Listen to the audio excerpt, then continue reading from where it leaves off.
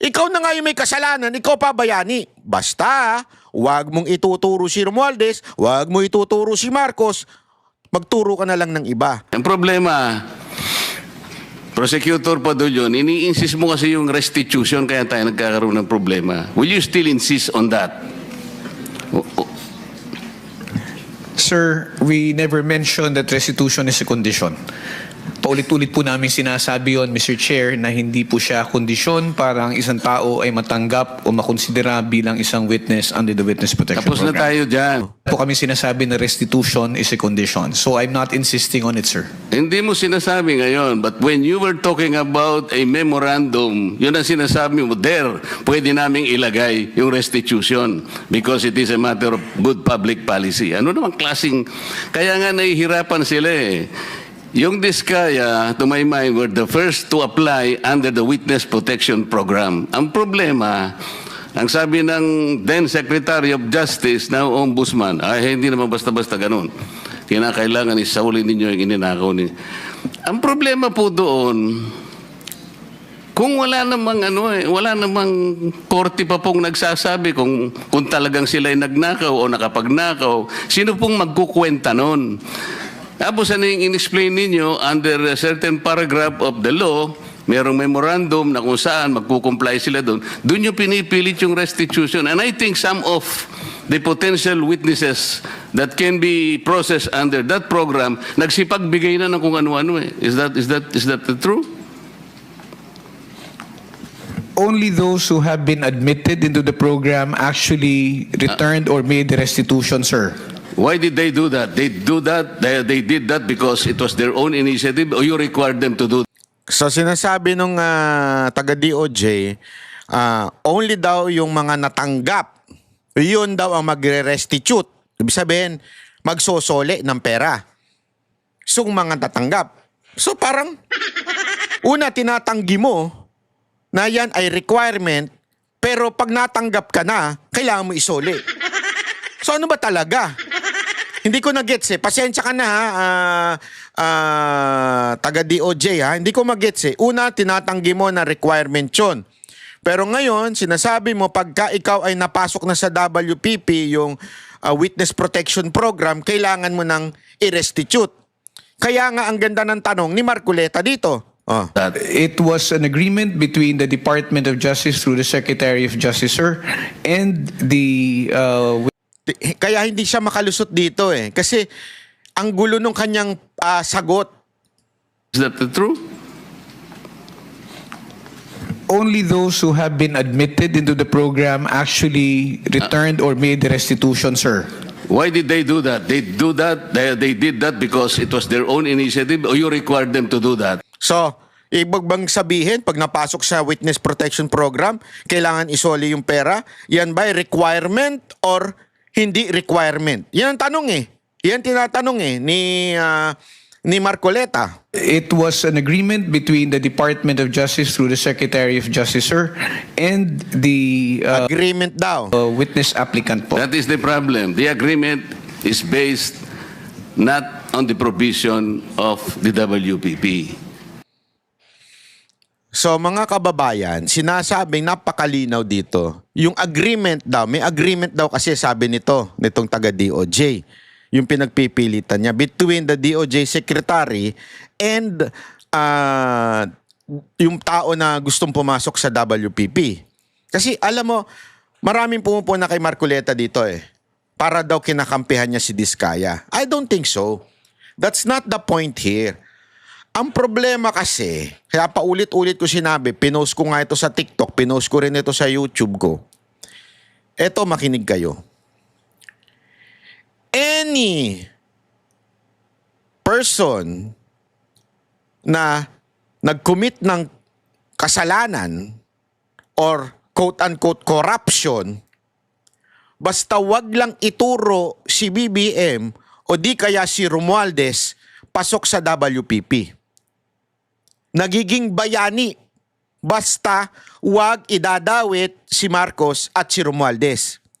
Ganyan na nangyari doon sa mga DPWH official na aminado naman sila na nagnakaw, na meron silang porsyento Yun nga yung nakakapagtaka eh. Aminado ito, mga to, ginawa ninyong witness ngayon. Bakit? Kasi nga, hindi itinuro si Romualdez, hindi itinuro si Marcos. Again, bahala kayo dyan kasi nasa witness protection program nyo yan. Pero ito ang point. Bakit selective? Nung si Diskaya na tinuro si Marcos, si Romualdez, hindi nyo pinayagan. So ibig sabihin nun, double standard ang ginagawa nitong DOJ. Pagka tinuro mo si Romualdez, out ka sa WPP. Pero pag nagturo ka ng iba, katulad nito si Bernardo, na tinuro ang iba, wag mo ituturo si Romualdez, wag mo ituturo si BBM, magturo ka na lang ng mas mataas sa'yo. Kasi ganito kung bakit ako na busit dyan sa ganyang klaseng proseso. Bakit? No choice si Bernardo kung hindi magturo ng ibang mas mataas o mas sabi nga mas nag-commit daw ng crime. So ikaw ngayon, na yung halimbawa lang, alam mo talaga na si Romualdez ang punot dulo nito. Paano ka ngayon lalagay sa WPP? Kailangan maghanap ako ng ituturo na iba. O sino pa bang mas mataas dyan na mas skandaloso? Walang iba kung hindi yung mga nakulong na dati. Na ngayon ay talaga namang sila ay acquitted po. They are acquitted by the court. Before, kasi nga po, sila ay persecuted dahil against sila kay Pinoy. Si Senator Ramon Bong Revilla Jr., against po siya noon sa mga dilaw. Tandaan nyo ito. May ano ho siyang, hindi siya sumunod kay Pinoy. Kaya pinakulong siya. At na-acquit siya ng korte. Don't ever forget that. Ano ibig sabihin nun? Gawa-gawa ang lahat ng mga akusasyon sa kanya noon. Ngayon, easy target na siya. Easy target na siya. Kaya, etong si Bernardo, dahil nga, basta wag mong papangalanan si Romualdez, papasok ka sa WPP, kung ikaw ay nagnakaw, ngayon bayani ka na. Diba? Yung kapanipaniwala. Sino ba? Siyempre yung easy target. Si Joel Villanueva at si Revilla. Bakit si Joel Villanueva easy target? Tingnan nyo yung tatlong inaakusa. Hindi ko kinakampihan tong tatlong to. Pero tingnan nyo na lang magkaroon kayo ng utak. Si Jinggoy at saka si Revilla, pareho silang nakulong at na-acquit. Okay? Si Villanueva, taga Bulacan. Alam naman nating yung Bulacan ng isa sa quote-unquote masasabi nating malalang flood control. Di ba? Na ghost project. So silang tatlo, madali silang target. So ituro mo na lang yung tatlo na yan, sikat pa yung mga siyempre artista yung dalawa. So sikat yan. Yung isa, anak ng pastor, sikat yan. It will be an issue. Pag naging issue yan, mawawala na yung kay Romualdez. Gago! Kaya nga kung seryoso talaga ang DOJ dito, bakit sinasabi ni Marcoleta, bakit hindi nyo pinapayagan ang Diskaya? Again, simple, very simple reasoning. Ano ho yun? Kasi si Diskaya, itinuro si Romualdez. Ganun lang kasimple. Sabi ko nga, kung sinasabi ng WPP, it cannot be a condition. Kahit nasa memorandum, huwag mo ipipilit. Hindi po pwede yun Kaya sinabi ko sa iyo earlier, and I think I should tell it again to you. Sabi nating mga abogado, the spring cannot rise higher than its source. Yun. The law itself is the source. Ang spring, yung memorandum mo. Pinipilit mong ilagay sa memorandum yung restitution O kaya merong ako nababalitaan, parang meron ng gustong umatras. Magkano ibibigay? At kanino ibibigay? Sino mag-account nun? Sino nagsabi nun na kung mangungulekta kayo sa DOJ? Di ba abuse of discretion yun, Mr. Padulyon? No, it is not, sir. What is it? It is not abuse of discretion when What the is parties. If I may be allowed to answer, Yes, sir. what is it? Yes, sir. If the parties both agree to the terms and conditions contained in the memorandum of But you agreement, cannot there is no impose an abuse. agreement. If you cannot impose an agreement which is not required by the law, especially if you will put restitution there. How can you do that? Mr. Chairman, sir, yung restitution po, yung memorandum of agreement is a product of an agreement between both the Secretary of Justice, representing the DOJ and the WPP, and the witness applicant. Wala pong abuse doon kung pareho po sila nagkasundo. Paulit-ulit na po naming sinasabi. At paulit-ulit ko din isasagutin. Paano ko hindi nagkasundo? Paano ko sinabi nung applicant, ay ayoko. Kasi wala pa namang court ruling, papayagan nyo ba? So, pasensya ka na po ikaw na taga DOJ. Mali po kasi yung argument ninyo na pag nagkasundo. Paano ko hindi pumayag yung witness at sinabi niya, let the court rule first kung magkano ba yung isosoli namin. Yan lang naman yung sinasabi ni Marcoleta eh. Hayaan natin ng korting magsabi, isoli mo ito. Di ba? Pero it should not be the requirement. It should not be yung... Kasi kung gano'n, ang sinasabi ni Marcoleta, kung gano'n ang mangyayari, baka wala nang pumasok sa WPP, yung Witness Protection Program. Bakit papapasok? Wala na silang isosoli eh. Di ba, na-freeze na yung mga account nila, paano isosoli yun? Wala na silang pera. So, ibig sabihin, that opportunity for them to tell the truth na wala na. Because, ang reasoning nyo, kailangan mo nang magkasundo sila. Paano nga kung wala eh? Yun na nga yung sinasabi, kaya pasensya na po kayo sir ha.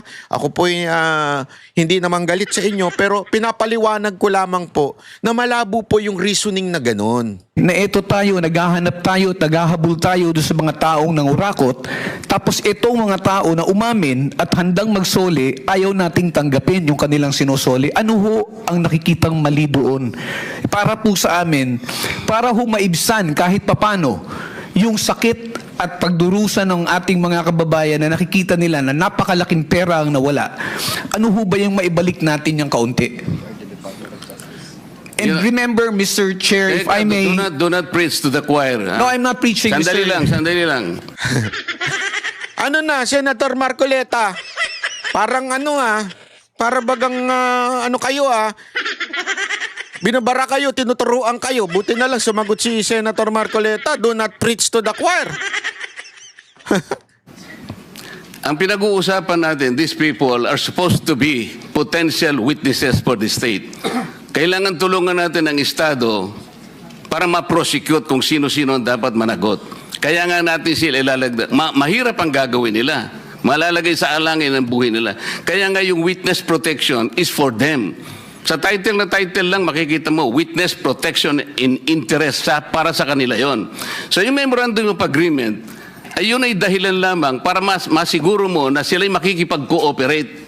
Kasi kahit na sila'y na-approve under the Witness Protection Program, but they will not cooperate based on the memorandum, pwede mo siyang i-discharge eh. Alam mo, the court can still do that. At saka yung final approval ng witness, state witness, nasa court yun eh. Huwag mong kukunin yun eh. Kaso, isinasama ninyo yung restitution. That is the problem. And I will object to that. Palaging mali yun eh.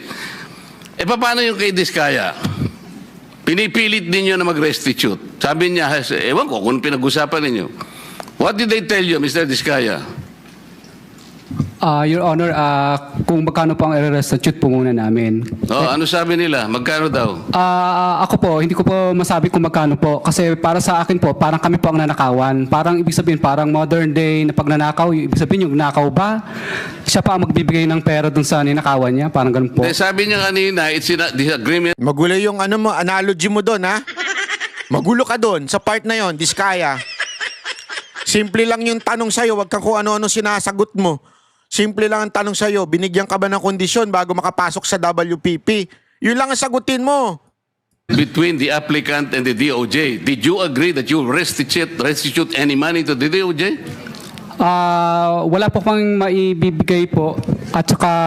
Yun na nga, because wala kang maibigay, hindi kanya ipoprocess under the Witness Protection Program. Is that not correct? Correct. hindi ko po alam, Your Honor, kung... Oy, Mr. Chair, paano to? Ito si Mr. Diskaya, he was the first, tsaka yung asawa niya who applied under the WPP. The problem is, ang sabi ng dating DOJ Secretary, ba hindi, kinakailangan isoli muna yung mga pinagnanakaw. Hindi po pwedeng ganun-ganun lang. So, paano ngayon siya mapuprocess if that was dangled? Paano siya mapuprocess to begin with? May I be allowed to respond now, Mr. Oo nga, Chair? tinanong ka na nga eh. PG, Padilla. Thank you, sir. Sir, Mr. Chair, una, sabihin ko lamang po na Pero alam mo, wag kayo magalit dito. Naiipit lang din ito sa secretary. Sa totoo lang, hindi naman po kasi siya nagdi-decide. Ang nagdi-decide po yung secretary. So, honestly, medyo naiipit siya. And I understand. Sir, I understand kung bakit ganyan ang mga sagot ninyo. Dahil naiipit kayo doon sa desisyon ng inyong secretary. Na wala naman kayo magawa. Remember, political ho ang secretary niyo before. Kasi remember, ito yung panahon ni Remulle. So, talagang mahihirapan ito si Sir na i-justify yung sinasabi niya na kailangan na restitution or kailangan ng kasunduan. Mahihirapan talaga. kasinungalingan po yung sinasabi ni Mr. Diskaya na agad-agad silang sinabihan na magsoli ka. Ang pinag-uusapan po dito, bago man lang makapagsabi ng ganon, kailangan munang makita kung ano ang gusto at kayang sabihin at patunayan ni Mr. Diskaya at ni Mrs. Diskaya doon sa kanilang salaysay. Prosec Pero General. hindi po sila nakikipag-ugnayan sa department, kaya hindi po sila mabigyan ng kaukulang proteksyon at hindi po ma-process yung kanilang application. So yung sinasabi po ni Mr. Diskaya, from the hearing of November 14 in the Senate Blue Ribbon Committee, there was never a chance or an opportunity that Mr. Diskaya and or counsel even approach the department despite the proddings of the chairman. Mr. Ano ba yung title mo? Mr. Prosecutor. Mr. PG na lang. Mr. PG. Nung ako yung chairman pa dito,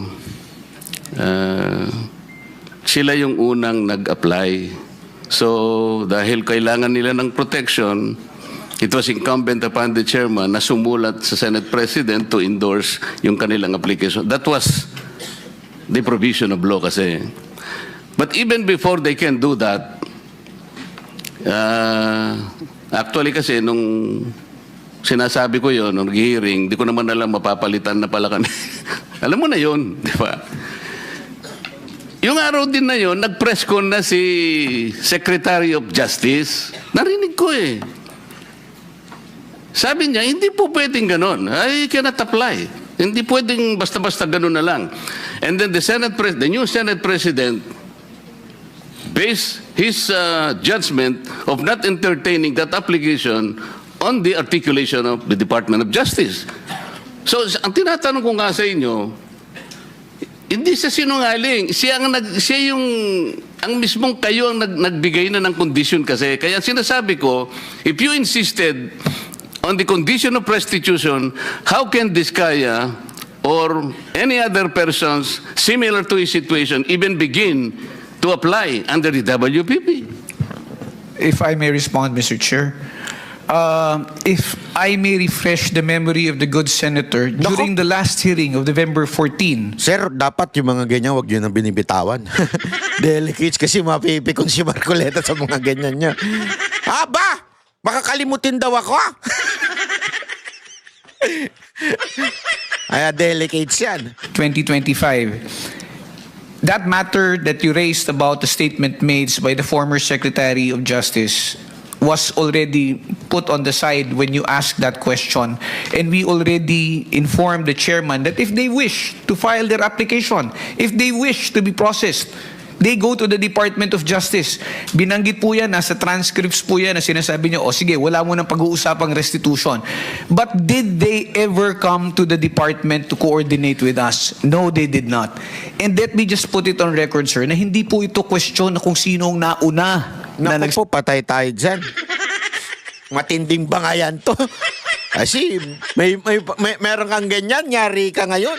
Hindi kasi alam mo, para mong binabara si Marcoleta. Kung ako sa'yo, umuo ka na lang ng umuo. Hindi ako, bibigyan kita ng suggestion na umuo ka na lang kasi wala ka na magagawa eh.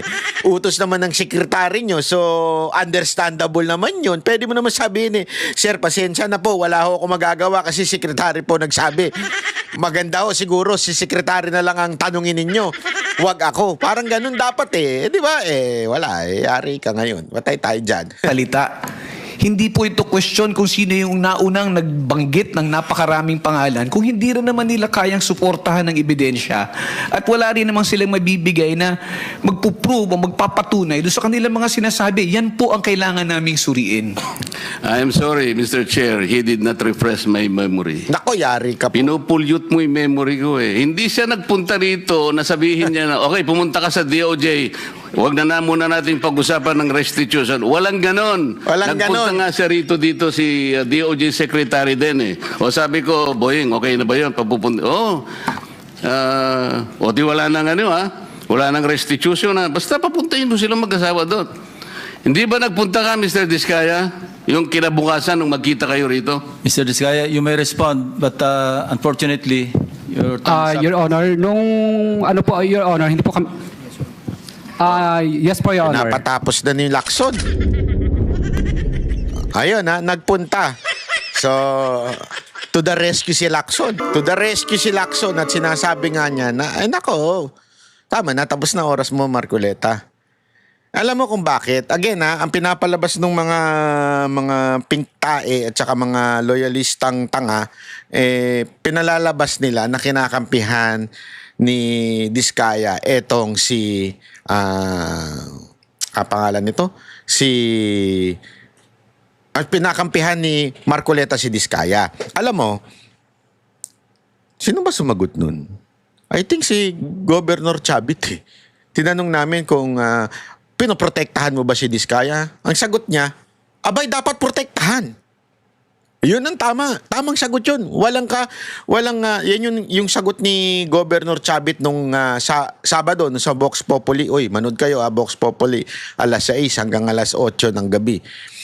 Alam mo, tama yung sinabi ni Governor Chavit. Ang sabi niya nga, dapat protektahan. Kasi alam nila, sila ang pinakamalaking kontraktor na nakakuha ng mga proyekto. Ibig sabihin, they are really involved in this mess. Therefore, if they are involved in this mess, sila ang nakakaalam kung papaano sila nakapasok sa gobyerno na may pinakamalaking kontrata at kung sino ang kanilang binibigyan. Alam nila. Bakit nung binanggit si Romualdez, tila sila na ang kontrabida. Ngayon, yung mga sila Bernardo ay biglang sila ngayon ng bida dahil hindi binanggit si Romualdez. Halatang kalokohan. Alam nyo mga kababayan, this is something that we really have to to look at, 'di ba? Kasi sabi ko nga sa inyo wag ho tayong magpaloko sa packaging ng media, sa packaging ng kanilang PR. Kasi alam mo may humahandle ng PR ng gobyerno to eh. Kita ninyo? Nawala na yung sisi kay Romualdez? Na nahimik na yung issue kay Romualdez? Ang nawala na yung kinaugnayan ni Marcos? Remember there are people linking the president, the first lady, and even the son of Marcos on this issue. Bakit nawala na yun? Kasi nga, magturo kayo ng iba, gumawa tayo ng napakaraming issue, katulad ng, hindi ko sinasabing wag nating pagtuunan ng pansin, pero napakadaming isyung itinatapal. 'Di ba? Ang focus wala na. Eto nga kay Libiste. Tingnan ninyo kung paano gumalaw tong mga pinklawan tsaka mga dilawan Ang kini-question pa nila ngayon ay kung paano nakuha ni Libiste yung listahan. Instead, yung laman ng listahan. Sandali nga lang mo siya pinagsalita eh. Sa haba-haba ng dapat siya ang laman ng Senate hearing eh. Siya dapat ang laman, yung busisiin lang lahat ng sinasabi niya. Hindi, sandali lang mo siyang pinagsalita. Tapos ang binusisi pa, paano mo nakuha yung source mo? Ikaw na yung nagsasabi ng totoo, kini-question pa kung paano mo nakuha yung source mo. Di ba? Yes, Mr. Chairman, has the committee established how the list was acquired? Kita nyo, si Bam Aquino. Naku, sabi ko sa inyo eh, peke ito mga to eh. Hindi pa. Nakapagkwento na ba si Congressman Leviste? May we know, Congressman Leviste, how you acquired the list? On September 4, with Yusek Cabral, after she had a phone call on speakerphone with Secretary Vince Dizon, and I also had my phone on speakerphone, and I believe that my mother also spoke with Secretary Vince Dizon that night. And Secretary Vince Dizon said that these are public documents and that all of them can be shared not only with me, but with the public. And were these given to you as a printout, or was this a file that was emailed to you? The printout that I have sent there with a timestamp September 9, 6:03 p.m. was a hard copy, and I also got a soft copy of that printout From?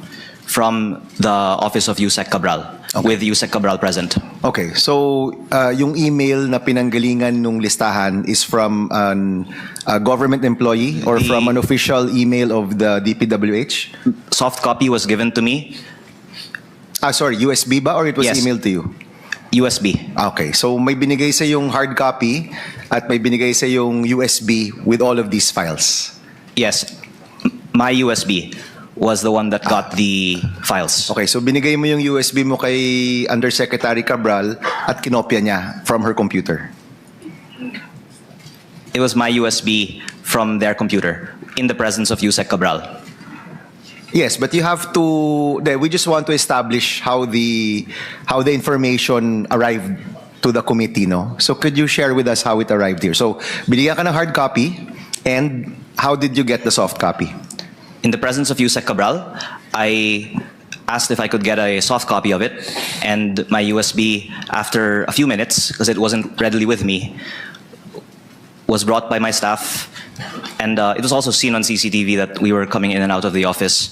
And that time, Yusek Cabral was with us. And that was after a phone conversation with Secretary Vince Dizon. Okay, so yung USB mismo, nilagay mo sa computer ni Yusek Cabral, and you transferred the file to your USB. In the Correct. office of Yusek Cabral. In her computer. In the Planning Services office computer. Okay. So, ibig sabihin yan, there should be a copy in DPWH as well because may pinanggalingan yung files na yon. Correct, Congressman Leviste, no? Yes, and after your line of questioning, Mr. Senator, I also have here the names of the encoders that are also noted on each line of the file. So, DPWH can verify. I don't think you can verify that right now by just looking at the hard copy. The best way to verify is to go back to your computer, check it there, and makikita kung totoo nga ba ito. Correct, no? Yusek, Mr. Chair, can we share our version of what transpired last September 4? Now, what was reported to us that happened September 4 was that when Congressman Leviste came to DPWH and he was asking for the district allocation, per district budget allocation. And this was the one authorized by Secretary Dizon. And that's the second batch of documents given to us, shown to us, and which we are validating. Afterwards, what was reported was that the Congressman Leviste went to the computer and got files from Secretary Cabral's computer. We are not certain what files were acquired. Right after that, we secured the computer. It was sealed off, taken off to ensure that it remains intact and hindi na po siya matamper. And last December, the Ombudsman issued a subpoena, including that CPU, which we immediately turned over to the Ombudsman on the same day, including all printouts of the letter request in his office. And as of this moment, that CPU, which remained untouched as of September 4 is with the Ombudsman. So only the ombudsman can actually verify. Is that what you're saying, Yusek Bernabé? That is correct, Mr. Only the ombudsman can verify because the computer is with them. That is correct, Mr. Chair. Correct, no? Thank you, Congressman Mr. Levisay Chair. would like to respond. May I also kindly add that I believe there are two other groups that also have soft copies of this same file. One is the office of Senator Lacson, who I understand obtained it from the lawyer of the family of Yusek Cabral. And the second is Billionario News Channel, who must have obtained it from some other source within DPWH separate from me. And I have seen another soft copy of the file, which has a slightly different file name than my file, and it is, as I have seen, exactly the same. So the public can be assured that it's not solely reliant on my copy of the file because there are multiple groups that also have a copy of the file. Mr. Chair. But was just to clarify, no, the files that Nakita nyo na? Ang tindi ng issue, no? Ang issue, kung paano niya nakuha. Hindi yung laman ng files. Yeah? Kaya sabi ko nga sa inyo, tangina, moro-moro na lang tong ginagawa nila na to. Talagang ipipilit nilang iiwas sa mga, ewan ko ha, eto ako may nararamdaman ako. May nararamdaman ako. Nga? May nararamdaman ako na tila iaano nila, mukhang inilalaglag na nila unti-unti si Romualdez, pero ililigtas talaga nila si Marcos. Kaya obserba natin sa mga darating na araw. Dahil mukhang, eto, halimbawa, yung revelation tungkol doon sa pagbili ni Romualdez ng bahay through Diskaya, doon sa Forbes, parang ikinokonek na nila si Romualdez. I'm not sure if that is the PR now, what is happening sa gobyerno. Pero ewan ko kung yan ba ay pinipitik na nila para makita nila kung papalo ba ito kay Marcos. Kasi parang testing ground Sandali, tingnan natin kung pag pinitik ba natin si Romualdez, ano